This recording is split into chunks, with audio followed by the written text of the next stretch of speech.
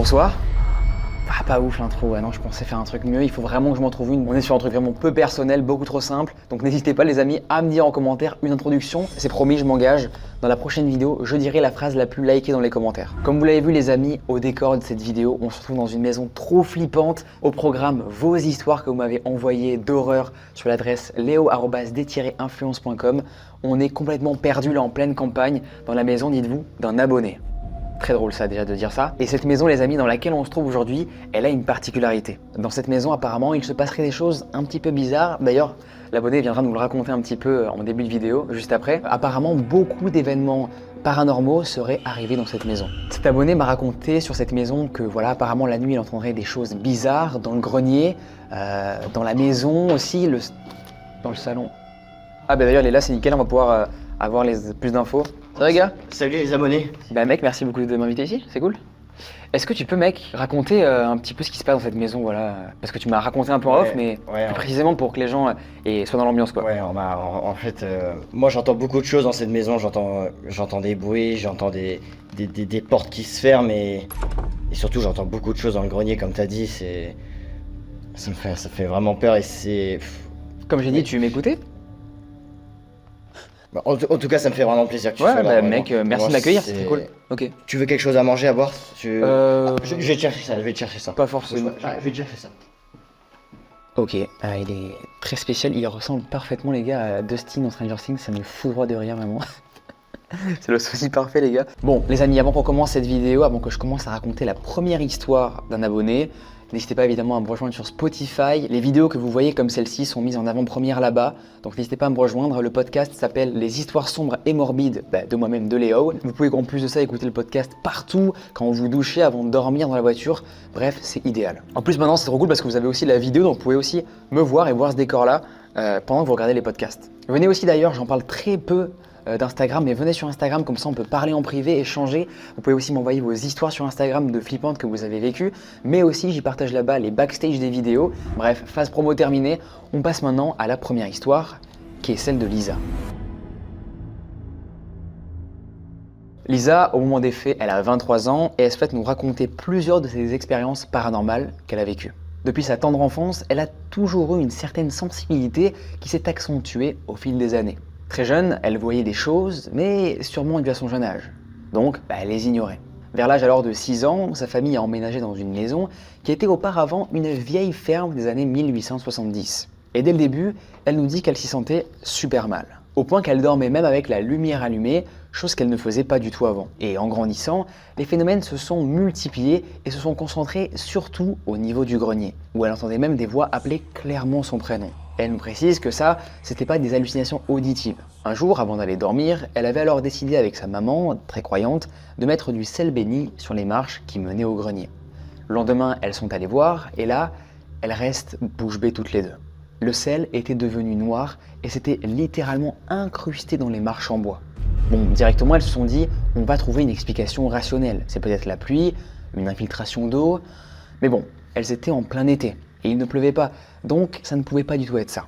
Par la suite, les phénomènes se sont intensifiés de plus en plus, notamment juste avant leur déménagement. Comme si les choses qui étaient là ne voulaient pas qu'elles partent. Lisa sentait qu'on s'asseyait sur son lit la nuit et voyait clairement le matelas s'affaisser à côté d'elle. Elle se sentait observée avec une sensation de malaise qui traversait son corps. Des ombres apparaissaient quotidiennement. Toutefois, l'événement qui l'a le plus marqué est sûrement celui-ci. Cela faisait quelques jours maintenant qu'elle se faisait quotidiennement réveiller toutes les nuits par le même bruit de quelque chose qui tombait dans les escaliers. Cependant, une nuit, elle a vu discrètement une bille qui rebondissait sur les marches et qui est venue rouler jusqu'au placard en face. Elle lève alors la tête et voit un enfant lancer ses fameuses billes. Il était habillé comme les enfants des années 40-50. Un short en velours avec des bretelles, une chemise en coton, une casquette Gavroche et des bottines en cuir. Il tourne la tête, la regarde, et chose très flippante, il avait les yeux blancs. Mais étonnamment, elle ne le sentait pas méchant, mais plutôt perdu. L'histoire qu'elle va raconter maintenant est encore plus surprenante et peut sembler très difficile à croire. Cependant, elle jure que cette histoire est 100% réelle et qu'elle l'a bien vécue. Pour remettre dans le contexte, elle était en internat durant toutes ses années de collège et ne rentrait chez elle que le week-end. Le lieu était un ancien couvent Et d'ailleurs, des bonnes sœurs, il vivait encore parmi les élèves. Il était connu que des phénomènes non explicables s'y étaient déjà déroulés. Vous imaginez, le bâtiment datant de 1922 avait déjà du vécu. Son histoire remonte une nuit de 2017. Elle dormait, mais percevait au loin des bruits qui s'intensifiaient petit à petit. C'était vraiment très particulier. C'est comme si en fait quelqu'un poussait un chariot métallique dans le couloir. Au début, elle pensait que ce n'était qu'un rêve. Mais le bruit devint si fort qu'il la réveilla. Et c'est là qu'elle comprit que c'était bel et bien réel. Il était impossible que ce soit une personne de l'internat. Tout le monde dormait et la surveillante veillait bien toujours dans le couloir la nuit. Elle s'assoit alors dans son lit et comme le bruit ne cessait pas, elle décide d'ouvrir la porte. Oui, elle était téméraire, vraiment. Et c'est maintenant, les amis, que la partie la plus folle de son histoire commence. Elle se retrouve face à face avec une infirmière, habillée d'une longue robe bleu canard, recouverte d'un tablier blanc et d'un brassard à l'effigie de la Croix-Rouge, portant un bonnet de la même couleur sur son chignon. Devant elle, un chariot en métal recouvert d'instruments chirurgicaux. L'infirmière tenait une seringue en main qu'elle présentait à un médecin de biais. Elle ne distinguait quasiment pas ses traits dû à sa position, mais il portait une blouse blanche et un pantalon marron et avait les cheveux légèrement bouclés. Il cria à l'infirmière de se dépêcher. Du côté, des soldats étaient couchés à même le sol. La plupart criaient de douleur et étaient dans un état très grave. Elle serait capable, dites-vous là, de dessiner la scène tellement que cette histoire l'a bouleversée et l'a marquée. Et là, d'un seul coup, tout devient noir.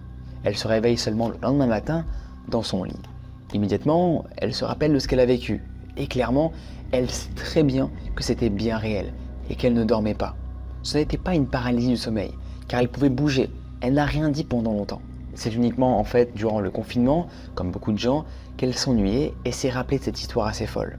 Elle a donc entrepris quelques recherches sur l'histoire du lieu pour savoir s'il y avait un lien avec ce qu'elle a vu. Et là, elle découvre, choquée, que le couvent avait servi d'hôpital militaire durant la Première Guerre mondiale. Elle n'est jamais parvenue à trouver une explication rationnelle, donc si quelqu'un en a une là parmi vous dans les commentaires, elle serait bien preneuse. Et moi aussi perso, parce que là, difficile d'en avoir une. Bon, ces histoires sont évidemment qu'une infime partie de ce qu'elle a pu vivre tout au long de sa vie, mais celles-ci seront sûrement les plus marquantes, selon elle. Eh bien écoute, merci beaucoup Lisa pour ton témoignage, ça fait extrêmement plaisir que tu nous l'aies partagé, que tu aies eu ce courage-là, parce que ça paraît, c'est vrai, complètement fou, on dirait un film ta vie. Alors au début de l'histoire, ça m'a un peu marqué, tu dis que le sel est devenu noir. Mais alors là évidemment, et je pense que c'est le cas, on est je pense sur une réaction chimique, alors j'y connais rien, je suis pas scientifique, mais perso je pense qu'on n'est pas trop sur du paranormal, mais plutôt sur quelque chose d'explicable. Mais par contre, les autres événements, comment tu veux que je te donne une expertise? Je ne suis pas du tout analyse dans le paranormal, mais par contre, j'aimerais vraiment que dans les commentaires, on essaye de résoudre un petit peu cette histoire, parce que perso là, je suis complètement de un bouleversé et de un terrifié pour toi Lisa. J'espère d'ailleurs que ça va beaucoup mieux chez toi en fait, et que tu vis plus trop d'événements comme ça flippants. En tout cas, peut-être que tu en vis encore, mais j'espère qu'ils sont pas aussi forts que dans ton histoire. L'abonné qui nous raconte la deuxième histoire, il n'a pas précisé son prénom car il veut garder son anonymat, donc on respecte son choix évidemment. Il a vécu cette histoire en 2022. Aujourd'hui encore, il en est traumatisé. Alors, rien de paranormal ici, mais parfois la réalité est bien plus terrifiante que toutes les histoires de fantômes. Vous le verrez. Avant de commencer, il tient à préciser qu'il ne citera aucun nom réel, ni aucune information permettant de l'identifier. Il veut absolument garder son anonymat car cette histoire pourrait vraiment lui nuire. Il faut savoir qu'il est photographe professionnel depuis plusieurs années, spécialisé dans la photo de charme. Son travail marche plutôt bien, il a une forte demande et il fait pas mal d'expositions. Il bénéficie même d'une certaine reconnaissance en tant qu'artiste. Un jour, il reçoit alors un message sur Instagram d'une jeune femme qui lui dit qu'elle adore son travail. Il la remercie et il commence donc à discuter. Rapidement, elle lui demande s'il pourrait faire des photos d'elle dans les mois à venir. Elle habite à Annecy, il faut le savoir, et lui à plus de 700 km de là. Mais comme il a vécu quelques années à Annecy et qu'il a quelques potes là-bas, il se dit que c'est peut-être la bonne occasion de combiner travail et retrouvailles. Il lui fait alors un devis assez élevé pour couvrir évidemment les frais de déplacement et elle accepte immédiatement. Elle lui envoie un acompte qui est obligatoire et elle dit qu'elle réglera le reste du coup le jour J. Pendant le mois qui suit, ils discutent beaucoup. Et petit à petit, le ton de leur conversation commence à changer. Une certaine complicité commence à s'installer au fil des jours. Puis, elle commence à lui envoyer des photos de plus en plus, comment expliquer ça, subjectives. Et pratiquement tout le temps, elle lui demande son avis. Au début, il reste très professionnel. Il lui dit simplement qu'elle est jolie et qu'ils feront de belles photos ensemble. Mais sans plus. Mais au fil des jours, les photos deviennent de plus en plus provocantes. Il commence à ressentir une certaine excitation. Elle est vraiment magnifique d'après lui. Il se dit alors peut-être que ce shooting pourrait aller plus loin. À ce moment-là, il est célibataire depuis 3 ans. Et même s'il rencontre beaucoup de femmes grâce à son métier, il est toujours resté ultra professionnel. Il détourne toujours le regard pendant les changements et il fait très attention à son comportement pour ne jamais mettre mal à l'aise qui que ce soit. Mais il a toujours gardé ce fantasme au fond de lui qu'un jour il se passe autre chose pendant le shooting. La veille du shooting, il arrive alors à Annecy après plusieurs heures de route. Il rejoint ses amis qui l'hébergent pour quelques jours. Tout se passe plutôt bien, mais il leur confie qu'il a un mauvais pressentiment. C'est la première fois, dites-vous, de sa carrière qu'il ressent ça. Alors, par sécurité, il active sa localisation sur Snapchat et leur envoie l'adresse du rendez-vous. Il leur dit « Bon les gars, si je vous donne pas de nouvelles avant 16h30, venez me chercher. » C'est que c'est pas bon. Le lendemain, il arrive donc à l'adresse, le cœur serré, vraiment pas serein. Il sonne, la porte s'ouvre, et c'est bien la jeune femme qu'il a vue sur les photos et avec laquelle il a discuté sur Instagram. Elle est magnifique, apparemment très souriante, très amenante aussi. Bon, ça le rassure un peu, et maintenant, appelons-la Léa. Et dans le salon, il remarque une autre fille. Appelons-la, elle, Jade. Bon, rien d'inhabituel, il est au courant que des clientes, parfois, préfèrent être accompagnées d'une amie ou d'un compagnon pour se sentir beaucoup plus en sécurité. Et c'est plutôt normal, comme il va nous le dire, dans ce genre de séance. Ils font donc rapidement connaissance autour d'un café, puis les filles partent dans la chambre pour se préparer, pendant qu'il installe donc lui son matériel dans le salon. Flash, trépied, objectif, etc. Quelques minutes plus tard, elles ressortent alors de la chambre. Elles sont toutes les deux en lingerie. Elles s'assoient après ça dans le canapé, sans dire un seul mot. Il se dit, alors normalement c'est bizarre parce que c'était censé être uniquement Léa la modèle. Puis, sans prévenir, elles commencent à s'embrasser et à se dévêtir davantage devant lui. Léa le fixe droit dans les yeux, sourit et lui dit d'une voix chaude « Alors, t'attends quoi pour nous rejoindre ?» Elle dit ça en lui tirant doucement la main. Il est totalement pris au dépourvu. Il perd complètement pied. Il ne s'attendait vraiment pas à ça. Bon, évidemment, il ne donnera pas de détails, mais oui, ce jour-là, il a réalisé un fantasme qu'il gardait depuis longtemps, avec 2 filles magnifiques. C'était irréel pour lui. Mais alors qu'il commence à redescendre sur terre, il sent une pression sur son poignet. Une menotte. Jade l'a attachée au barreau du canapé. Il tente alors de réagir, mais elle se lève, rigole, comme si tout était normal. Puis elle balance « Alors, ça t'a plu ? Parce que nous, on a tout filmé. Et si tu fais pas ce qu'on te dit, on ruine ta vie. » À ce moment-là, son cerveau passe en mode panique totale. Il est attaché, nu et surtout humilié complètement. Totalement vulnérable. Et elle balance aussi son téléphone de l'autre côté de la pièce. Quelques minutes plus tard, la porte s'ouvre brusquement. Un grand mec hyper stock, barbu, entre dans la pièce. Il a l'air très menaçant. Il s'approche de lui, éclate de rire et dit « Alors, elle t'a plu ma copine ?» Tout le monde rigole. Il tente alors lui de rester calme, mais il est en panique totale. Il supplie qu'on le libère. Le barbu s'accroupit devant lui et dit « Écoute, c'est simple. Tu nous files ton matos et tu nous donnes 2000 € et on oublie. » Évidemment, il n'a pas cette somme sur lui. Et son matériel vaut plus de 10 000 €, vous imaginez. Il essaie alors là de gagner du temps. Puis il ressent une douleur énorme derrière la tête. Une douleur fulgurante. Et puis, trou noir. Il se réveille plusieurs heures plus tard. Il est maintenant à l'hôpital. Ses amis sont là et lui expliquent la situation. Il a mal au crâne, tout est flou pour lui. Puis, 2 policiers entrent dans sa chambre. Il lui raconte ce qu'il s'est passé et ses amis, n'ayant eu aucune nouvelle de lui à l'heure prévue, sont directement allés à l'adresse. Ils ont frappé, mais personne ne répondait. Pourtant, ils ont vu que sa localisation était toujours ici. Ils n'ont pas cherché à comprendre alors et ont appelé directement la police. Quand les policiers sont arrivés, ils ont tambouriné à la porte pendant plusieurs minutes. Quelqu'un a fini par ouvrir. Et c'est alors là qu'ils l'ont retrouvé inconscient, nu et attaché au canapé. La police a arrêté Léa, seule encore sur place. Son matériel n'était plus du tout là. Il a évidemment porté plainte pour séquestration, chantage et violence aggravée. Il prend énormément de précautions pour se protéger et cette histoire aurait pu ruiner sa carrière ou même sa vie. Merci beaucoup frérot d'avoir eu le courage de venir la raconter sur ma chaîne, ou du moins que je la lise dans un format abonné. C'est pas facile, t'as vécu vraiment un événement traumatisant et j'espère aujourd'hui que t'as pu passer à autre chose et aussi que ça t'a servi entre guillemets de leçon, même si c'est quand même une leçon bien vénère là. Cette histoire sert aussi de prévention pour les personnes qui parlent à des inconnus sur Instagram, Snapchat, etc. On ne sait pas vraiment à qui on parle finalement toujours sur internet. Donc méfiez-vous avant de rencontrer la personne directement chez elle, avant de se faire un petit café, un petit resto, pour vérifier que la meuf est pas trop chelou ou le mec. Même combat. La prochaine personne qui nous raconte son histoire ne nous a pas précisé son prénom dans le mail, donc on l'appellera Garance. Garance, elle a 22 ans aujourd'hui. Mais ce qu'elle s'apprête à raconter s'est passé quand elle avait 17 ans, en 2020. À l'époque, elle était en bac pro commerce, ce qui impliquait du coup de faire plusieurs stages. Et elle a commencé à les effectuer dans le Carrefour Contact de sa ville. Ce n'était pas un grand carrefour, mais un petit magasin avec à peine une dizaine de personnes. Elle avait déjà fait un stage là-bas l'année précédente à 16 ans. Et ça s'était super bien passé. Même avec la personne dont elle va parler ici, elle n'avait eu aucun problème. Tout le monde était gentil, bienveillant et l'ambiance était vraiment agréable. C'est d'ailleurs ce qui l'avait poussé à y retourner pour son autre stage. Ce second stage s'est déroulé en 2020, sur 3 semaines. Encore une fois, tout se passait très bien. Elle s'entendait avec tout le monde et particulièrement avec une personne, le boucher du magasin. On va l'appeler Thomas.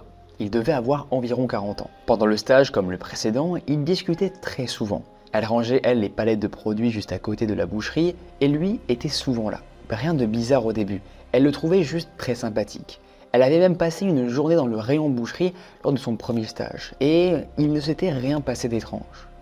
Mais au fil du temps, son comportement a radicalement changé. Il a commencé à lui poser des questions du genre « Tes parents, est-ce qu'ils viennent souvent faire leurs courses ici ?» Alors sur le moment, elle ne voyait pas le mal. Elle trouvait ces questions ordinaires, anodines. Mais avec le recul, elle pense que tout était calculé. Il lui lançait parfois des regards bizarres, faisait des clins d'œil, et quand il partait, il disait à demain princesse ». Elle se disait là qu'elle se faisait sûrement des idées, qu'il ne pouvait pas s'intéresser à une ado de 17 ans alors que lui était marié avec des enfants. Une fois, ils ont parlé de son anniversaire qui avait lieu le 20 janvier. Le stage se déroulait pour préciser en décembre avant les vacances de Noël. Il lui a dit que c'était dommage qu'il ne la verrait pas ce jour-là. Et alors, il lui a demandé son numéro pour pouvoir lui souhaiter. Encore une fois, il part.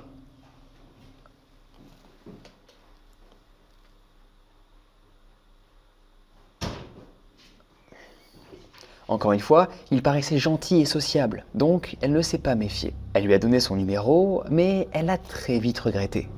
Heureusement, une amie à elle a rejoint le stage. Elle avait été virée de son précédent stage et a intégré le même carrefour. Franchement, elle lui a sauvé la vie. La dernière semaine, le mardi, Thomas l'aborde dès le matin en lui disant qu'il a quelque chose à lui dire. Bon là, elle commence honnêtement à paniquer.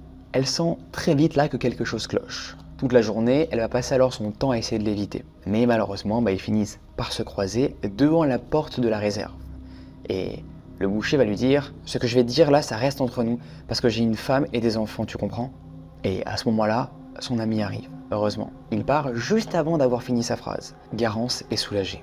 Son ami voit qu'elle n'est pas du tout bien et lui demande ce qu'il se passe. Elle lui raconte tout. Elle lui conseille même d'attendre pour voir ce qu'il comptait dire. Les jours suivants, il ne lui parle plus vraiment, mais ils se croisent quand même de temps en temps. Et elle remarque un truc bizarre, il devient très tactile. Quand il passe derrière elle dans la réserve, un espace étroit, il se colle à elle. Il lui touche le bassin ou les hanches. Ce n'était clairement pas nécessaire. 2 jours après cet échange, un jeudi, elle se coupe alors avec un cutter en ouvrant un carton. Elle va voir alors son patron qui lui dit d'aller voir Thomas à la boucherie, car il a une trousse à pharmacie. Elle est évidemment, vous le comprendrez, terrifiée Garance à l'idée de se retrouver complètement seule avec lui. Son patron l'accompagne jusqu'à la boucherie, puis la laisse avec Thomas. Il commence à la soigner dans l'arrière-boutique, puis lui dit « Je peux te poser une question indiscrète ou pas ?» Elle ne répond pas. Elle est terrorisée par ce gars. Il enchaîne alors sans avoir de réponse. « T'as déjà eu des rapports sexuels ?» Toujours pas de réponse. Elle baisse la tête alors gênée, terrorisée, sûrement rouge écarlate. Il rigole et dit « T'inquiète pas, on va se revoir en dehors et je te donnerai plein d'expériences. » Elle est tétanisée de peur. À 17 ans, entendre ça, vous imaginez, c'est bien choquant. Elle commence de plus en plus à paniquer. Il sait où elle habite, il a son numéro et il sait que ses parents ne viennent jamais faire les courses. Tout fait tilt dans sa tête. Toutes ces questions n'étaient pas innocentes. Bon, heureusement, il lui reste 2 jours de stage. Le soir, elle y pense et elle n'arrive pas à dormir. Elle sursaute alors à chaque notification de peur que ce soit lui. Mais rien. Elle termine alors son stage, elle passe les vacances sans nouvelles de lui. Elle est, vous l'aurez deviné, extrêmement soulagée et elle pense en fait qu'il a compris qu'elle n'est pas intéressée. Mais malheureusement, elle s'est trompée. Le 20 janvier, jour de son anniversaire, elle est en cours de maths. Et à ce même moment, elle reçoit un message d'un numéro inconnu. « Coucou, je voulais juste te souhaiter un joyeux anniversaire. » Elle se doute évidemment que c'est lui. Mais elle répond quand même « C'est qui ?» Et là il répond « C'est Thomas. » Elle ne répond pas et quelques minutes après, il écrit « Maintenant que tu as 18 ans, je vais pouvoir t'offrir ton cadeau. » Elle répond « Non, je ne suis pas intéressée. » Et puis après ça, plus rien. Il avait littéralement attendu qu'elle ait 18 ans pour la recontacter. Sûrement pour éviter les problèmes légaux.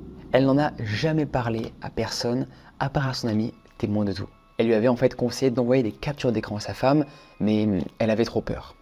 Peur qu'on ne la croie pas, vu sa réputation. Garance, elle a souvent pensé en fait que tout ça était de sa faute. Qu'elle avait peut-être laissé croire qu'elle était d'accord, juste parce qu'elle n'osait pas dire non. Alors voilà, c'était son histoire. L'histoire de Garance, et elle sait que certaines personnes ne comprendront pas pourquoi ça ne l'a pas autant touchée, en pensant qu'à 17 ans on est assez grande, alors que pas du tout. Mais peu importe l'âge, en réalité, ce genre de situation fait toujours peur. En tout cas perso, moi c'est le cas, ça m'effraie complètement. Elle trouvait que son histoire avait le mérite d'être sur ce format-là et surtout très importante pour prévenir les plus jeunes, prévenir surtout d'autres filles et garçons aussi, mais peu importe l'âge de ce genre de situation, elles font toujours peur. Donc je vous conseille les amis de vous méfier, même si la personne semble gentille au début de la relation que vous entretenez avec elle, ce n'est pas forcément la vérité, ce n'est peut-être qu'une façade. Bon Garant, tu t'en sors avec un bon gros trauma, mais heureusement l'histoire n'est pas allée plus loin. Et on espère surtout que ce gars-là n'a pas refait ça à des filles qui ont voulu après aller en stage chez ce gars. Et heureusement aussi que tu as refusé l'alternance que ton patron t'a proposé pour ton BTS. Et elle nous précise aussi dans son histoire que pour elle c'était impossible de repasser devant ce carrefour toute seule. Et des fois ça lui est même arrivé de recroiser Thomas, et ce qu'il faisait, devinez quoi, il a salué avec un grand sourire. L'histoire que je m'apprête à vous raconter, Dorian il la vit depuis l'enfance. Pour contextualiser les faits, ce qu'il va raconter dure depuis l'âge de 5 ans environ. Il a grandi dans une famille aimante de 4 personnes. Ses parents, son petit frère et lui. Sa mère, esthéticienne à l'époque, travaillait beaucoup et plutôt loin de la maison. Son père, lui, travaillait dans une usine de métallurgie tout aussi loin, ce qui les rendait assez absents. C'était donc sa grand-mère qui le conduisait à la maternelle du village ou le gardait les week-ends. Tout a commencé à l'anniversaire de ses 5 ans. Sa mère avait pu se libérer plus tôt au travail et elle est venue le chercher à l'école en fin d'après-midi pour aller manger une glace ensemble. Il était tellement heureux de ce moment avec elle, jusqu'à ce fameux instant. En sortant de la boutique de glace, il a vu de l'autre côté du trottoir un homme avec son fils, un peu plus vieux que lui, marcher en discutant comme tous les pères et fils au monde. Soudain, il a serré la main de sa mère et lui a dit « Maman, le monsieur là, il va faire du mal au petit garçon, beaucoup de mal. » Sa mère a été choquée évidemment. Elle ne comprenait pas pourquoi un gamin de 5 ans pouvait sortir ça. Elle a décidé alors de continuer la marche sans rien dire. Puis ils ont continué leur journée à fêter son anniversaire en famille. Plus de 12 ans plus tard, à l'âge de 17 ans, ce souvenir est revenu. Il ne se rappelait plus de cette scène, sûrement trop enfouie dans sa mémoire. Un jour, sa mère lui reparle alors de cette fameuse après-midi chez le marchand de glace et de la phrase terrifiante qu'il avait dite. Il rigole un peu et lui répond « Oh là là, qu'est-ce que je pouvais être dérangé à 5 ans ?» Mais sa mère ne rit pas. Elle ne rit pas du tout. Elle le regarde dans les yeux et lui dit « Cet enfant est mort le soir même. Son père l'a tué après l'avoir noyé. Il est resté sans voix. Il lui ordonne à sa mère de ne pas mentir. Il n'en croit pas ses yeux. Il lui dit qu'il n'est plus un ado qui regarde des films d'horreur pour se donner des frissons. Mais elle lui affirme qu'elle ne ment pas du tout. Elle lui dit même avoir une preuve de ça. Car ce fameux père, un policier, s'est suicidé quelques années plus tard dans le même village. Et il a eu le droit d'ailleurs à des articles dans la presse locale. Il tente d'ailleurs encore aujourd'hui de retrouver ces articles, mais impossible. Il est resté bouche bée. Il ne pouvait pas y croire. Depuis ce jour-là alors, tout a changé dans sa vie. Ils ont déménagé dans une grande ville parce que ses parents ont changé de métier. Et c'est sûrement là que tout s'est déclenché. Parce que depuis, durant toute son enfance et son adolescence, jusqu'à aujourd'hui, il ressent régulièrement des choses chez certaines personnes. Mais ce sont toujours des sentiments de malaise, d'inconfort, voire de panique. Par exemple, l'événement le plus récent remonte à 1 an. Sa meilleure amie lui a présenté son nouveau copain. En la regardant dans les yeux alors, il se sentit très mal à l'aise. Et tout de suite, il a dit à sa meilleure amie de fuir, parce qu'il était persuadé qu'il allait lui faire du mal. Bon, évidemment, elle l'a très mal pris, vous imaginez, et ne lui a plus parlé. Jusqu'à il y a 2 mois, où elle a toqué à sa porte en larmes. Ce fameux copain l'avait battue et tenté de la tuer. Depuis, il aide dans ses démarches judiciaires. Il a toujours, à vrai dire, refoulé cette partie de lui parce qu'il est toujours quelqu'un de très rationnel, scientifique. Mais là, je vous avoue qu'il n'arrive pas du tout à expliquer ce qui lui est arrivé. Et surtout, ce qui lui arrive encore actuellement. Aujourd'hui, il a 19 ans et il est en première année de médecine. Il veut devenir médecin légiste comme ce bon vieux Philippe Boxo. Il espère alors que son histoire nous a plu et alors, plus je sais pas vraiment si c'est le terme, et que la narration n'a pas été trop calamiteuse. Et merci, non, franchement, elle a été vraiment très claire. J'ai pas du tout eu du mal à la raconter, donc merci à toi frérot. Et merci beaucoup d'avoir...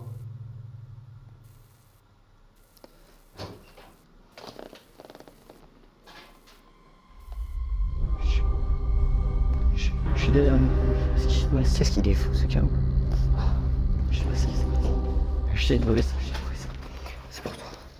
Les gars, tu... Je sais pas qu'est-ce qui se passe. Je tournais là, pardon, mais... Mais ouais, mais je sais pas. Non mais là, enfin, je... Je suis désolé.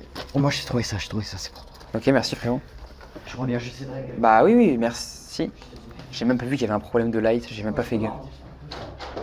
Tout est... c'est ça. Je pense qu'on est sur un gars perturbé. Il m'a ramené les gars un croissant. Les gars de Dustin m'a ramené un croissant. Et ça. Mais c'est un acteur, c'est pas, il est fou ce gars. Il y a une histoire dessus. Salut Léo, merci d'avoir accepté de tourner ici. Ah, en fait, c'est un truc qui vient de t'écrire à l'instant ou quoi? Je te regarde depuis longtemps, mais mes parents n'étaient pas d'accord. Ils disaient que tes vidéos sont malsaines, qu'elles m'influençaient. Alors ils m'ont puni, ils m'ont interdit de te regarder, m'ont enfermé, battu, jusqu'au jour où j'ai décidé de ne plus les entendre. Ils ne faisaient pas de bruit, alors j'ai trouvé un moyen de les faire taire. Maintenant, ils ne parlent plus, ils ne crient plus, ils ne me punissent plus. Je suis le premier à revenir ici. J'ai nettoyé un peu, même si tu entends des coups, ignore-les. Parfois ils bougent encore, ce n'est pas eux, c'est dans ma tête. De toute façon, tu vas rester avec moi maintenant, tu comprends, c'est mieux. Comme ça, tu pourras faire tes vidéos ici pour toujours. Mais il a un... Les gars, il a un sérieux problème, le frérot, là. Il voulait m'empêcher de regarder tes vidéos, maintenant, tu peux me les raconter en vrai.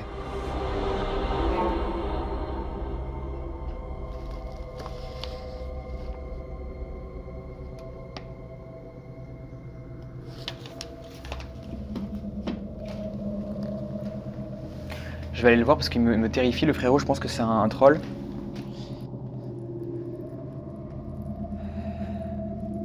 Mec, t'es là ou pas?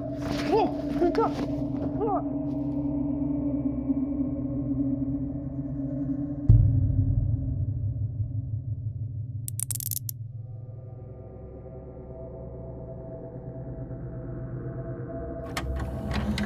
Bonsoir. Ah bah ouf, vraiment je pensais faire un truc mieux, il faut vraiment que je me retrouve on est sur un truc un peu personnel, beaucoup trop simple. Donc n'hésitez pas les amis à me dire en commentaire une introduction, c'est promis, je m'engage. Dans la prochaine vidéo, je dirai la phrase la plus likée dans les commentaires. One more!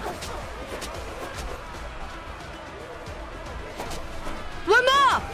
Yes! A 5! Woo! Jesus fucking Christ!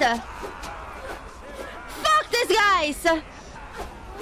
They're surrender, but fuck them! I'll kill every single one of these fuckers! Woo! A 5! Fuck you! Whew. God. Can we steal the ship?